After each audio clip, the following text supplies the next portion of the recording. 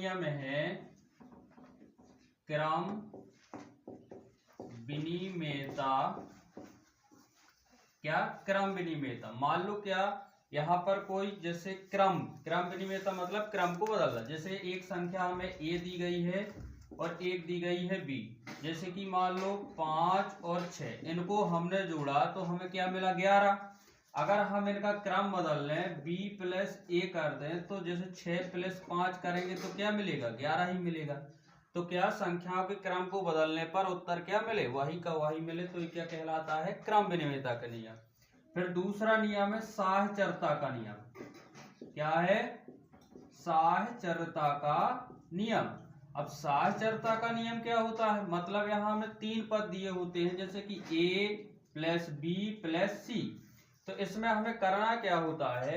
जैसे कि यहाँ हमें दिया है 3 प्लस 4 प्लस 5, तो पहले हम 2 को जोड़ेंगे और तीसरे को बाहर कर देंगे। जैसे मान लो 3 प्लस 4, इनको हमने कोष्टक के अंदर लिया, 5 को क्या कर दिया? बाहर कर दिया। तो यहाँ क्या मिला हमें? 7 प्लस 5, तो क्या आया उत्तर हमारा? 12 आया।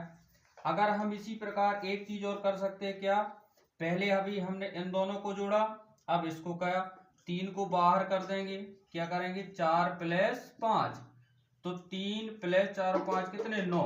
क्या आया? 12। तो उत्तर में हमारे कोई परिवर्तन नहीं है, उत्तर क्या आया? सेम का सेम आया। तो ये क्या है? साहचर्यता का नियम।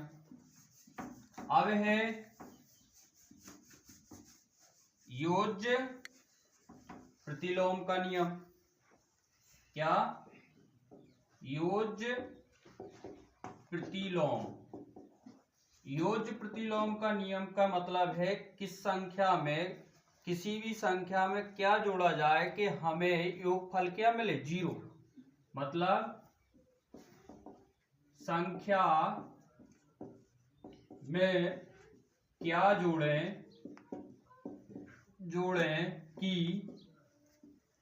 योगफल 0 प्राप्त। तो सीधा सा मतलब प्रतिलोम का मतलब होता है उल्टा। जैसे कि यहाँ 5 दिया गया है, 5 में हम कौन सी संख्या जोड़ें कि हमें योगफल 0 मिले?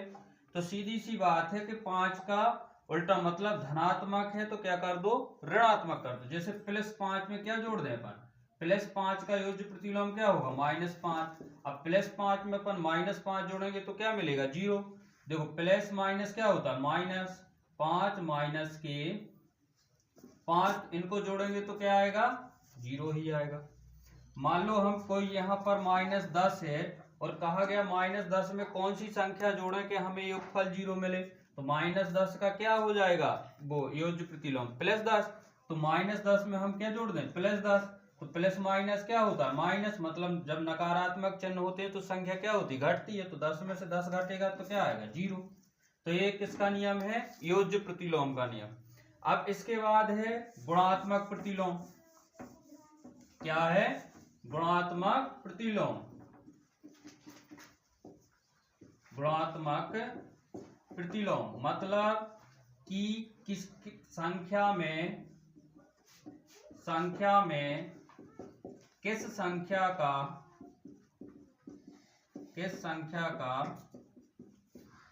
गुणा करें कि गुणनफल 1 प्राप्त हो। क्या हो? 1 प्राप्त हो। मतलब जैसे हमसे यहाँ दिया गया है 5, अब हमसे कहा कि 5 में हम किस संख्या का गुणा करें कि हमें गुणनफल 1 प्राप्त हो। तो देखो यहाँ पर क्या कर देते हैं? संख्या को हम पलट देते हैं। 5 के नीचे कुछ नहीं तो 5 के नीचे 1 मानेंगे और इसको क्या पलट देंगे? क्या? 1/5। तो 5 से 5 कटे, 1 गुणे 1 होगा तो क्या आएगा? 1 ही आएगा। चाहे 1 का भाग 1 में दोगे तो क्या आएगा? 1 ही आएगा। तो ठीक है, तो क्या करना है? संख्या को पलट देना। जैसे कि मान लो यहाँ क्या है? 5/6। हमसे कहा गया 5/6 का गुणात्मक प्रतिलोम क्या होगा? मतलब संख्या को आप क्या कर दो? पलट दो। 5 गुणे 6 और 6 गुणे क्या कर दो? 5। 6 एकम 6 और 5 एकम 5। 1 का गुणा होगा तो क्या आएगा? 1 ही। मतलब गुणात्मक प्रतिलोम में हमें क्या करना है? संख्या को पलट देना। किसी संख्या में उसकी क्या किस संख्या का गुणा करें कि हमें क्या मिले? गुणनफल 1 प्राप्त हो। तो मतलब हमें संख्या को क्या कर देना है?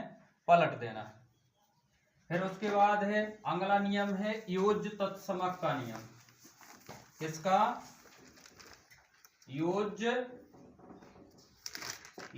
तत्समक का नियम। अब योज्य तत्समक का नियम क्या होता है कि संख्या में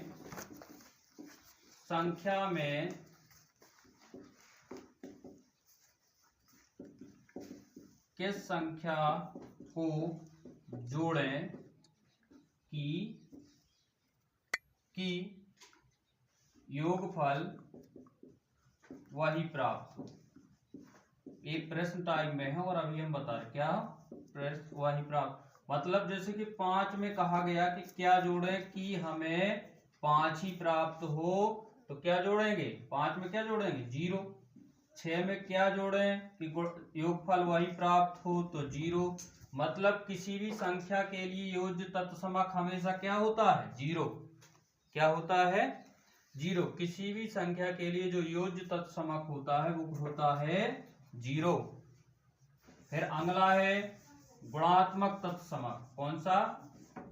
गुणात्मक तत्समक। यहां पर है कि संख्या में देखो पहले समझो, जैसे कि यहाँ है 5 गुणे क्या करें कि हमें 5 ही प्राप्त हो। 5 में किस संख्या का गुणा किया जाए कि हमें 5 प्राप्त हो, तो 1 का गुणा करें।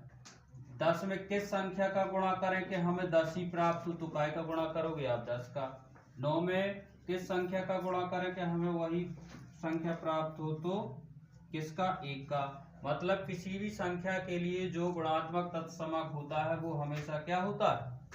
1 होता है। क्या होता है? 1। तो ये जो नियम है 6 के 6 नियम, कौन सा? सहचरता का नियम, क्रम विनिमयता का नियम, योज्य प्रतिलोम का नियम, गुणात्मक प्रतिलोम का नियम, गुणात्मक तत्समक और योज्य तत्समक के नियम। ये अच्छी प्रकार से पढ़ लेना और समझ लेना, क्योंकि एक पूरे पाठ में इनकी जरूरत पड़ने वाली है। धन्यवाद।